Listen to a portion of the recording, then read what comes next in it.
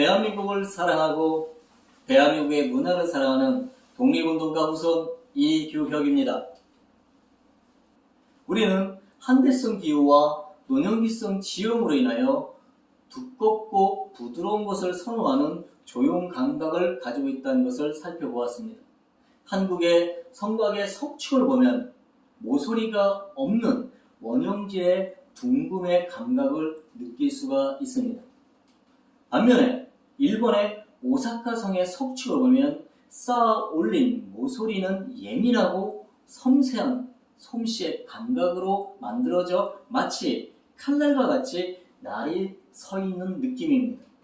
한국과 일본의 초가지붕을 살펴봐도 우리나라의 초가지붕은 두께감에서 두터움의 부드러운 자연감이 특징입니다.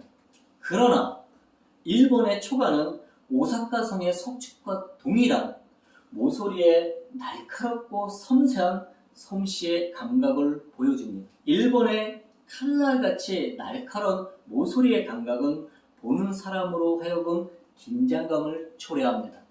이런 일본의 칼날과 같은 모서리 감각을 통하여 일본 사무라이의 칼의 문화를 보는 것 같습니다.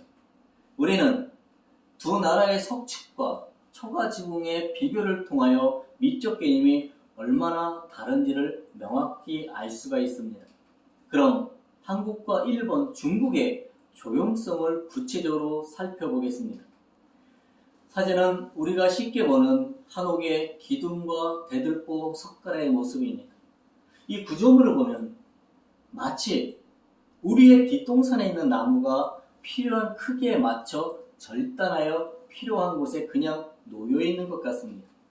자연을 자연되게 하는 마음을 가진 한국인들에게 집을 짓는 일은 행함이 없는 행함의 태도로 순리를 존중하며 천지인의 생활 사상을 깊이 이해하며 건축하는 행위라고 볼 수 있습니다.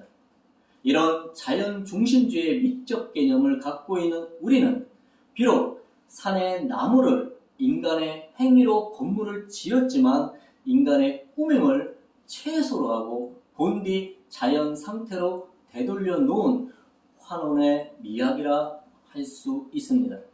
반면에 중국과 일본은 행함이 있는 행함이라고 말할 수 있습니다. 그럼 얼마나 다른지를 사진을 통하여 보겠습니다. 사진은 일본의 기둥 대들보 석가래의 모습입니다. 인간이 가지고 있는 기교와 솜씨로 목재를 정밀하게 섬세하게 제재되고 가공되어 지었음을 볼 수가 있습니다. 이 사진은 중국의 기둥과 대들보 석가래입니다.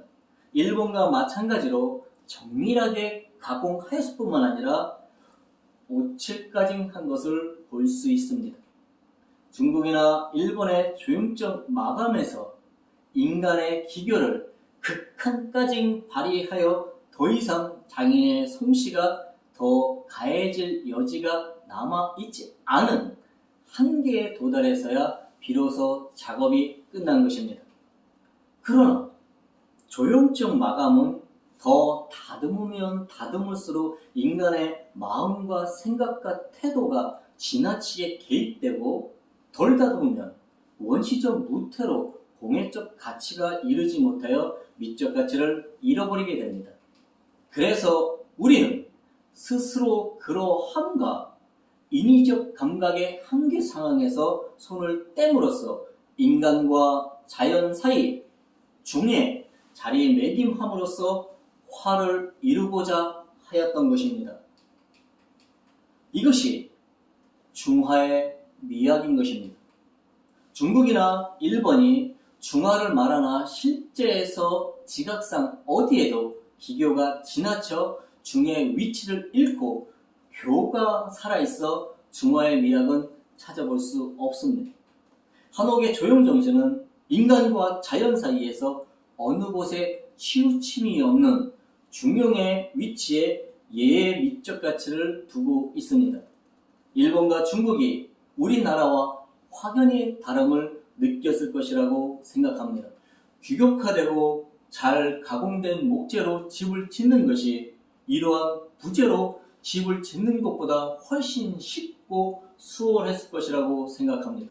저는 우리의 옛 한옥을 보면 오랜 시간 자연의 자취를 담고 있는 다양한 형태의 나무를 가지고 건물의 적재적소에 안착을 시켜 몇백 년이 지나도 존치되어 있는 한옥을 보면 당시 목수들의 기술과 안목에 놀라울 뿐입니다.